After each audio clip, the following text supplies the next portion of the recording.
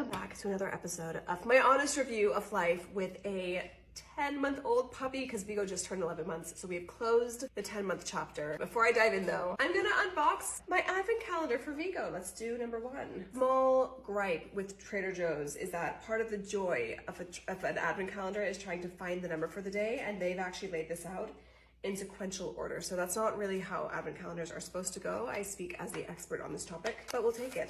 Vigo, buddy.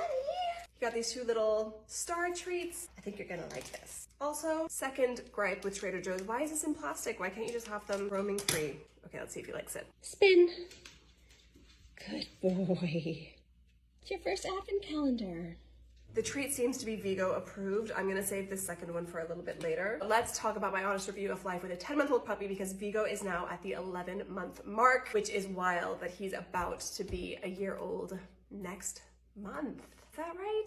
This month, oh my gosh, December 28th, that's his birthday. So let's start with the good as usual. I can't just speak highly enough about this phase of our life with Vigo. He has been such a joy. I've said this before, but the biting when he was much younger was something that we were super concerned about. We were worried, is he becoming aggressive? Is he gonna be a problem if we have kids? And the biting is now non-existent. He has been the perfect combination of loving and independent. He's not too affectionate, but he's not too independent. And that's definitely a breed trait too. We just are so in love with him and his little personality, and the fact that he's beginning to kind of stabilize and not be as gremlin-y as he was in the first few months. I feel like I say the same thing every month, but it's just true. I feel like every single month gets better with him. This month was a little bit tricky because we were moving house. And so I think him kind of getting up to grips with the new space, not having any furniture when we first moved in, all that jazz, it definitely took him a minute, but I feel like he's kind of beginning to find his flow. In terms of the bad, which I think is a nod to us moving house, he has started barking more at things like the door. And also, I don't know if it's because we're on a better lit street, I don't know what it is, but he is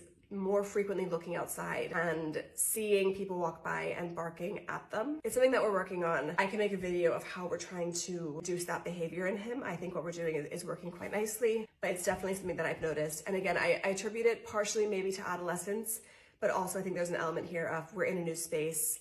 He's still getting used to what it's like to be here, and this is just like a bad habit that he's picked up. In terms of the ugly, the humping, guys, the humping is the worst. We took him to my in-laws house last weekend and they had a friend over, and he would not stop trying to hump her specifically, which was so strange because normally he only humps at night, and normally he only humps fabric. Like if you have a blanket or something, he'll run up and try and hump it. I've got no idea why, but with this woman, he was particularly enthralled by her and wanted to hump her. Yeah. As I mentioned before, hopefully when we neuter him, that will resolve or reduce that challenge, but we're not going to be neutering him probably for the next like 6 to 9 months, maybe. We'll see how it goes. But I just want to reassure anyone who is kind of in puppy phase that it definitely gets better. I'm also mindful though, because in the Better Dog Parent Society, which is my membership for dog parents, someone mentioned that their dog regressed with potty training at like the 18-month mark. So I'm mindful that we're not fully out of the woods when it comes to adolescence. So while he has not actually regressed in terms of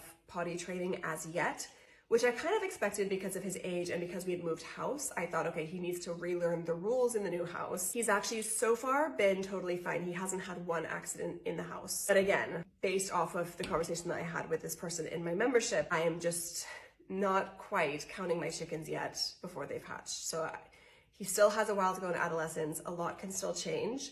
But so far, adolescence has been pretty straightforward. The main thing for us has been that he's not listening as well as he used to. He's a little bit more independent. Like when I take him to the park, he will sometimes ignore me when I call him, which he never used to do. But this is something that we're working on, and hopefully he will also kind of, in tangent with us working on it, he will also grow out of it. We'll see. But I hope that helps. Let me know if you have any questions, and let me know if I missed anything. If you have an 11-month-old puppy now, if you're looking back at your 10th month, what was good, bad, or ugly for you, please let me know. I'd love to hear your thoughts as well.